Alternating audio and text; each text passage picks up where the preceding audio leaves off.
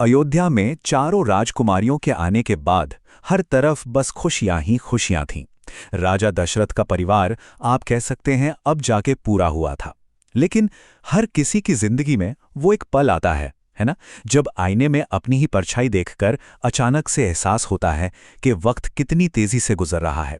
ये कहानी उसी एक खामोश मगर सब कुछ बदल देने वाले एहसास की है। तो आज हम जिस किस्से की बात कर रहे हैं वो एक महान राजा के उसी मौन एहसास के बारे में है। एक ऐसा बोध जिसने सिर्फ उनकी जिंदगी नहीं बल्कि इतिहास की धारा को ही एक नया मोड़ दे दिया। कहानी की शुरुआत होती है एक बहुत ही शांत सुबह से। राजा दशरथ अपने कमरे में अकेले बैठे हैं। मन में एक गहरी तृप्ति है। परिवार पूरा हो गया है। राज्य में चारों तरफ शांति है। एक अजीब सा संतोष है जो शायद आने वाले किसी बड़े तूफान से पहले की खामोशी थी। और बस उसी गहरे संतोष के भाव में उन्होंने यूं ही एक आईना उठा लिया अपने प्रतिबिंब को देखने के लिए। अब एक बहुत ही साधारण सी बात लगती है, लेकिन यही वो पल था जो इतिहास के सबसे बड़े तूफानों में से एक की शुरुआत करने वाला था। तो उस आईने में राजा ने आखिर ऐसा क्या देख लिया?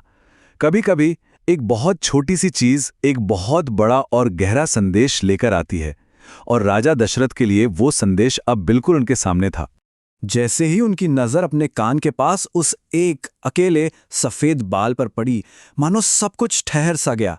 वो कोई मामूली बाल नहीं था, नहीं, राजा दशरथ के लिए वो तो साक्षात समय था जो उन्हें कुछ बताने, कुछ याद दिलाने आया था।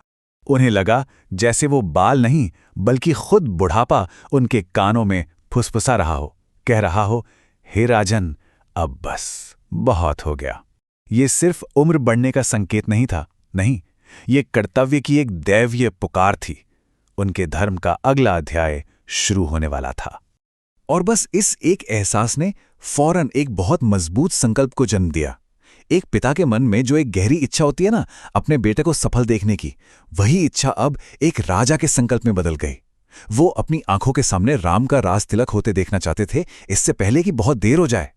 देखिए, उन्होंने एक पल भी नहीं गंवाया। अपनी इतनी शक्ति और सत्ता के बावजूद उन्होंने रास्ता चुना विनम्रता और परंपरा का। वो सीधे अपने गुरु वशिष्ठ के पास पहुंचे और आदर के साथ उनके चरण छू लिए। उन्होंने पूरी विनम्रता से अपना दिल गुरु के सामने रख दिया। उनकी आवाज में एक आग्रह था, एक पिता की शायद आखिरी बड़ी इच्छा थी, और एक राजा का अपने कर्तव्य को समझने का गहरा ज्ञान भी था। ये सुनकर गुरु वशिष्ठ के चेहरे पर एक शांत सी मुस्कान आ गई। उन्होंने दशरथ के फैसले पर अपनी मोहर लगाते हुए कहा, जिसके नाम में ही सारा मंगल है, उसके राज तिलक में देरी कैसी? और इस तरह राजा के संकल्प को देवीय आशीर्वाद भी मिल गया।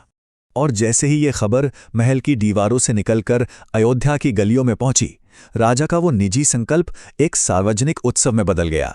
ऐसा लगा जैसे पूरा का पूरा नगर ही आनंद में डूब गया हो।